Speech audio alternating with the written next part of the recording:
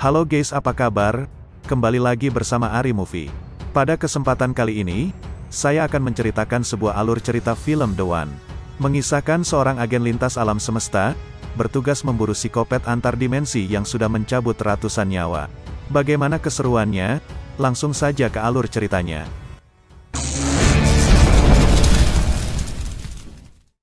Di awal film kita diperlihatkan dengan sekelompok polisi yang akan menjemput narapidana.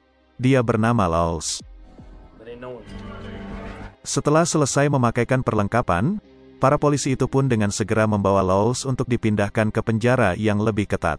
Baru saja mereka keluar beberapa langkah, tiba-tiba dari ventilasi udara ada orang misterius yang membunuh Lawless dengan senpi.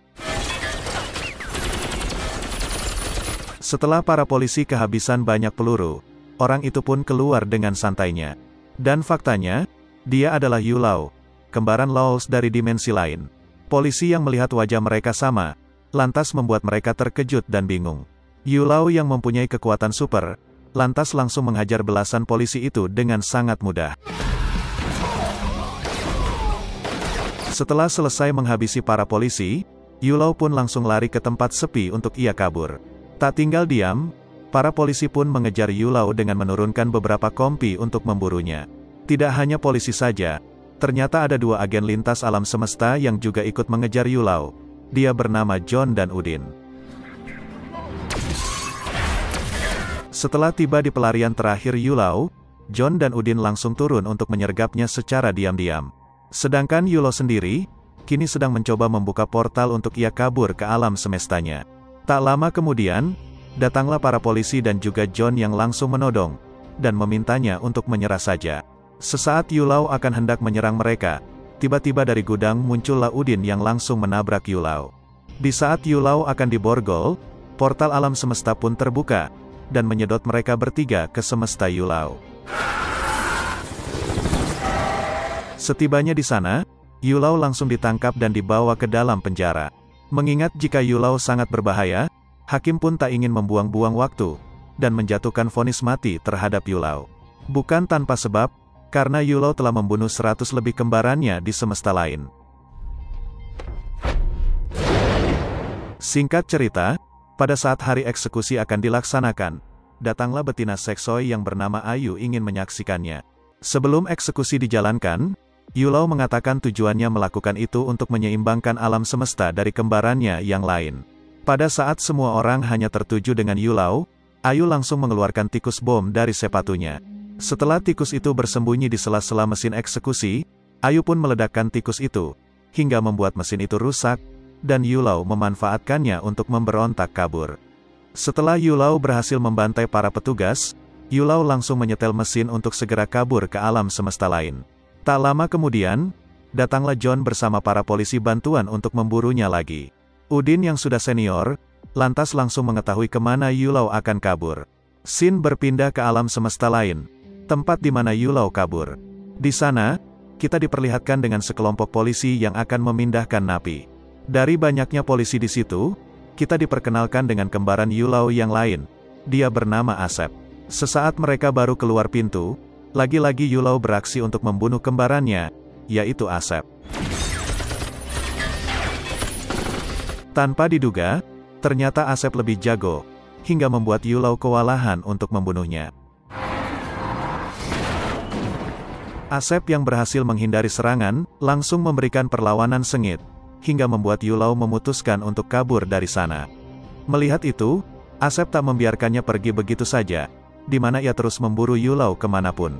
Namun sesaat Asep berhasil melompati tembok, ternyata sudah ada Yulau yang menunggu, dan langsung menembak perut Asep. Pada saat Yulau akan menembak kepalanya, datanglah John dan Udin yang menggagalkannya. Di rumah, kita diperkenalkan dengan istri Asep yang bernama Rini. Di sana Rini sangat khawatir, setelah mendengar jika suaminya tertembak. Namun pada saat ia akan pergi ke rumah sakit, tiba-tiba Asep muncul, dan berkata jika ia masih selamat, karena ia memakai rompi anti peluru. Walaupun begitu, Asep tetap mengajak istrinya untuk pergi ke rumah sakit lagi, untuk menjenguk temannya yang tertembak oleh Yulau sebelumnya. Setibanya di rumah sakit, Teman-teman Asep langsung bertanya tentang ciri-ciri wajah pelaku yang menyerang mereka sebelumnya. Dengan tegas, Asep berkata jika ia tak tahu, karena pada saat itu sedang gelap. Setelah teman-temannya pergi, Rini pun langsung bertanya kenapa Asep berbohong. Tak bisa menyimpan rahasia ini sendirian, Asep pun berkata jika pelaku penyerangan itu wajahnya mirip dengan dirinya. Dirasa tak masuk akal, akhirnya Rini menganggap jika suaminya hanya berhalusinasi. Tak ingin suaminya kenapa-napa, Rini pun mengajak Asep untuk melakukan MRI, untuk mengetahui penyakit Asep. Di tengah perjalanan, Asep tak sengaja melihat keberadaan Yulau dari pantulan cermin, hingga membuatnya menjadi cemas. Setibanya di dalam ruangan MRI, sang dokter menyuruh Asep untuk melepaskan semua barang-barang yang mengandung logam, karena itu akan mengganggu jalannya mesin MRI. Setelah Asep melepaskan cincin dan kalungnya, Asep tiba-tiba merasa takut, dan ia pun meminta senjata senpi untuk berjaga-jaga. Sang dokter dan Rini yang melarang, akhirnya Asep pasrah menjalani MRI itu dengan rasa was-was. Baru saja Asep masuk ke dalam mesin itu, tiba-tiba Yulau langsung masuk untuk membunuh Asep. Pada saat Yulau akan menembak sang dokter, datanglah John dan Udin yang mencegahnya. John yang sudah geram, langsung menembaki Yulau bertubi-tubi. Yulau yang sudah semakin kuat, lantas dengan sangat enjoy menghindari semua serangan itu. Melihat ada kesempatan, Yulau pun kabur menuju ruang MRI untuk membunuh Asep. Asep yang mendengar ada suara tembakan, bergegas melepaskan diri dari mesin itu. Benar saja, pada saat Yulau tiba, Asep langsung menghindari tembakan Yulau. Yulau yang berjalan perlahan mengarah ke arah Asep, tiba-tiba senjatanya tersedot oleh mesin MRI. Pada saat bersamaan, John dan Udin kembali datang menyergapnya. Pada saat John akan menangkap dan membawa Yulau, tiba-tiba dari belakang ada polisi yang mengejutkan mereka, hingga memecahkan konsentrasi John dan Udin. Melihat itu, Yulau langsung memanfaatkannya untuk mengambil senjata kembali, dan segera kabur dari sana. Dari ruang monitor CCTV, Rini dan para teman-teman polisi Asep melihat jika Yulau menyerang dan kabur dari ruang MRI. Mereka yang tidak tahu jika itu Yulau, lantas menduga jika ia adalah Asep. Setelah itu Asep bergegas mengganti pakaiannya untuk ikut mengejar Yulau. Baru saja keluar beberapa langkah, Asep langsung dihadang oleh para teman-temannya. Mereka yang mengira jika Asep gila, memintanya untuk menyerahkan senjata. Asep pun berusaha mencoba menjelaskan, namun para teman-temannya sudah tak peduli. Melihat jika teman-temannya akan menangkap dirinya, akhirnya Asep dengan terpaksa melawan mereka semua. Walaupun begitu, Asep tak melukai mereka, melainkan hanya memborgol agar tidak menangkapnya. Pada saat Asep akan kabur, lagi-lagi sang istri mengejarnya. Asep pun menjelaskan jika ia tak berbohong, dan pelaku dari semua ini adalah orang lain yang wajahnya mirip dengan dirinya. Melihat jika suaminya sangat bersungguh-sungguh, akhirnya Rini percaya dengan Asep. Dari luar, John dan Udin memutuskan untuk berpencar, di mana Udin mengejar Yulau, sedangkan John membuntuti Asep. Di luar, ternyata Yulau telah pergi dengan menggunakan mobil jenazah. Sedangkan Asep berhasil menyelinap masuk ke dalam mobil ambulan untuk menghindari polisi lain. Melihat itu, John pun mencuri mobil untuk ia mengikuti Asep. Setibanya di suatu tempat, Asep langsung turun dan memasuki gedung. Baru saja John masuk, ternyata ia ketahuan, dan ditendang oleh Asep yang kini semakin kuat. Asep pun tak jadi menjatuhkan John, setelah John memberitahukan sesuatu tentang Yulau. Di sana John menceritakan jika ia agen dari universe lain, yang bertugas memburu Yulau, karena ia telah membunuh ratusan kembarannya dari universe lain. Setiap kali Yulau berhasil membunuh kembarannya, maka kekuatannya akan bertambah. Dan saat ini kembaran Yulau masih tersisa satu, yaitu Asep. Maka dari itulah Yulau terus memburu Asep untuk dibunuh. Mendengar cerita yang tidak masuk akal itu, Asep menduga jika John gila, dan ia pun pergi meninggalkan John.